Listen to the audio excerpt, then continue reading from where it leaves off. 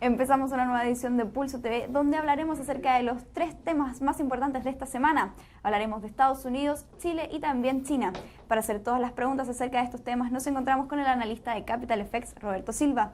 Buenas tardes, Roberto. Hola, Antonella, ¿qué tal? Bien, gracias. Empecemos hablando acerca de Estados Unidos. Llegamos a un acuerdo, aunque en el último momento. Mi gran pregunta acerca de este tema es: ¿qué imagen país proyecta Estados Unidos con una situación así? ¿Qué es lo que pasó? ¿Cuáles son los principales beneficiados? Y también a quienes no les beneficiaría tanto entonces este acuerdo, digamos. Bueno, en general, claro, como tú bien dices, el acuerdo ya, esto parece casi, como decirlo como en un chileno un poco más informal, parece como el cuento del tío, de alguna manera, porque en general este problema de la deuda es un problema que Estados Unidos acarrea hace más de 40 años y a la fecha no hemos visto ningún gobierno y ningún líder político que plantee alguna solución que sea de alguna manera sostenible y que de alguna manera aborde el problema principal, que es cómo detenemos esta gran máquina que es la mayor economía del mundo en cuanto a su nivel de endeudamiento.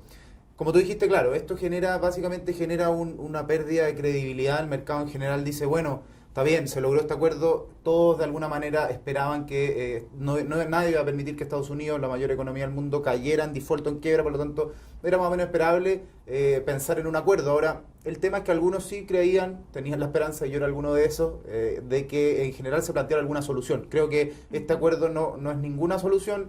Básicamente lo que hace este acuerdo es patear el problema para más adelante y probablemente las mismas tensiones que vivimos estas 2 o 3 semanas atrás las vamos a volver a vivir un par de semanas antes, que va a ser entre enero y febrero. ¿Quiénes son los beneficiados? ¿Quiénes son los perjudicados? De alguna manera el más perjudicado, yo creo, en esto es básicamente Estados Unidos como concepto económico. Creo que de hecho hubo amenazas de hasta una baja en su calificación de riesgo. Creo que obviamente lo que mejor representa a Estados Unidos es el dólar estadounidense, quien hemos visto que ha perdido terreno, incluso con pares como el euro, llegando a niveles que no veíamos desde hace bastante tiempo. Y con países emergentes lo mismo, acá vimos el dólar cercano a niveles de 4.90, por lo tanto uno de los grandes perjudicados con esto es el dólar estadounidense. ¿Quiénes son los beneficiados? A mí me parece que si uno hace una racionalización más o menos simple, es bastante esperable que el programa de estímulo se mantenga, dado que hubo cerca de 1 millón de personas que estuvieron sin empleo durante casi un mes.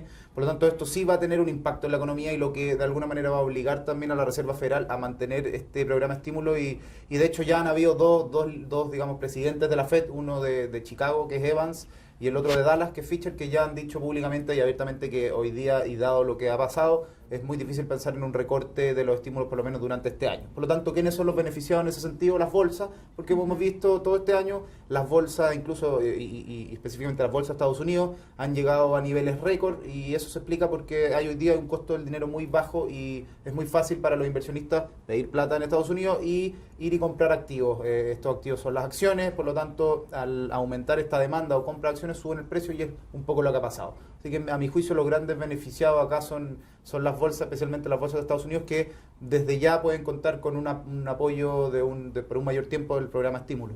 De alguna forma u otra es más difícil volver a poner en marcha el gobierno que cerrarlo de frentón como pasó. Y también aprovecho la pregunta: ¿cuál es el impacto entonces que veremos, sobre todo en el crecimiento económico del último trimestre del año? En Estados Unidos, sí. A mí me parece que sin duda esto va a tener un efecto.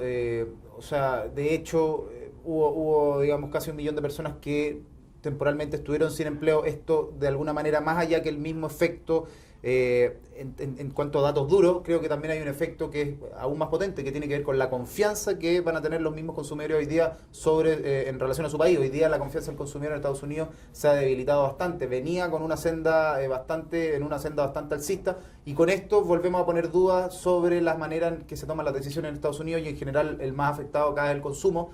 Y por lo tanto también entendiendo que la economía de Estados Unidos se basa en más de un 70% o se explica por el consumo interno, sin duda que va a haber un impacto en cuanto a un menor crecimiento en el último trimestre.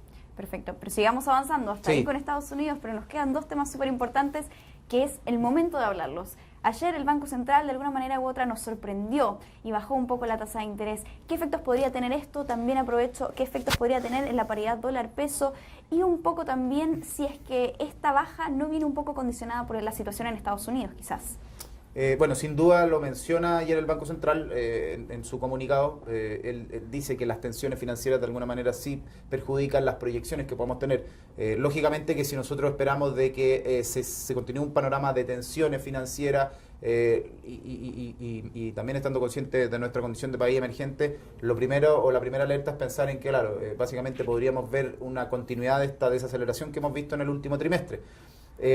Me parece a mí que, como dijiste tú muy bien, el Banco Central de alguna manera nos sorprendió. Yo creo que personalmente no pensaba que en esta reunión iba a haber un recorte y creo que muchos analistas tampoco, pero de alguna manera a mí me hace sentido en el hecho de que creo que fue una medida un poco precavida. De alguna manera el Banco Central lo que hace es decir, oye, estamos viendo condiciones afuera que no son las mejores, por lo tanto, ¿qué hacemos? En vez de esperar a que se continúe esta desaceleración y llegue a un punto en donde sea más dificultoso poder impulsar la economía, lo que decide es bajar la tasa de interés y con una señal, en el fondo, en que lo que quiere es promover más inversión y más consumo. Bueno, y en relación a la moneda, nuestra moneda local, lógicamente esto debería tener un impacto al alza.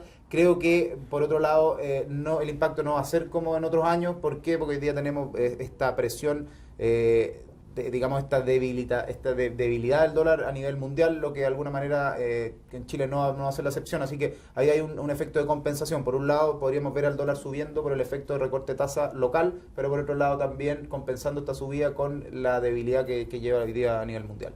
Excelente, Roberto. Y ahora sí, para terminar e ir cerrando la entrevista, nos toca el tema de China. Y en otras entrevistas hemos hablado que la situación de China no era tan favorable, pero hoy vemos resultados positivos. ¿Qué efectos podrían tener entonces en el resto del mundo y sobre todo en los países emergentes? Sin duda es súper positivo. El dato del PIB salió positivo, en línea más o menos con lo que se esperaba, pero muchos también se atrevían a decir de que esta como aceleración que habíamos visto en China el último trimestre, el trimestre anterior, muchos pusieron dudas sobre esto y de alguna manera esto lo confirma. Esto es un dato muy, muy positivo para países emergentes. Recordemos que China es el principal impulsor de todos los países y en el caso de nosotros, bueno, que somos un socio comercial importante por el cobre. Por lo tanto, en general, este es un dato que reafirma la confianza, no tan solo en lo que es la economía china y los países emergentes, sino que también es un buen dato y es una buena noticia para la economía mundial. Yo creo que nosotros como país emergente este es un dato que de alguna manera no esperábamos y de alguna manera también nos da una luz de esperanza de poder mantener la actividad y el dinamismo en nuestra economía. Excelente, entonces con este mensaje de positivismo que nos viene desde la segunda mayor economía del mundo, nos quedamos con este análisis completísimo. Muchas gracias, Roberto. Muchas gracias a ti, Antonella. Y muchas gracias a ustedes por acompañarnos una vez más aquí en Pulso TV. Que tengan muy buen fin de semana.